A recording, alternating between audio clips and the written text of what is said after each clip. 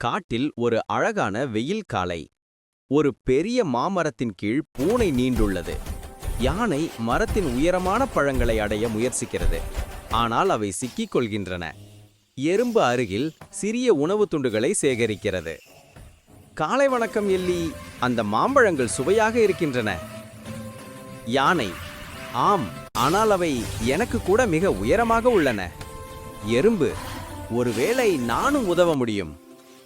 பூனை பாதியிலேயே மேலே ஏறினாலும் உச்சியை அடைய முடியவில்லை. யானை மரத்தை மெதுவாக அசைக்கிறது. சில பழங்கள் கீழே விழுகின்றன.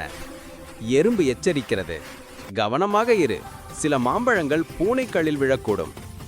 அவை அனைத்தும் ஒன்றாக வேலை செய்கின்றன. பூனை கிளைக்கு கிளை தாவுகிறது. யானை அதன் தும்பிக்கையை தூக்குகிறது. எறும்பு அவற்றை வழிநடத்துகிறது. திடீரென்று யானை ஒரு வாழைப்பழத்தோலில் வழுக்கி விழுகிறது.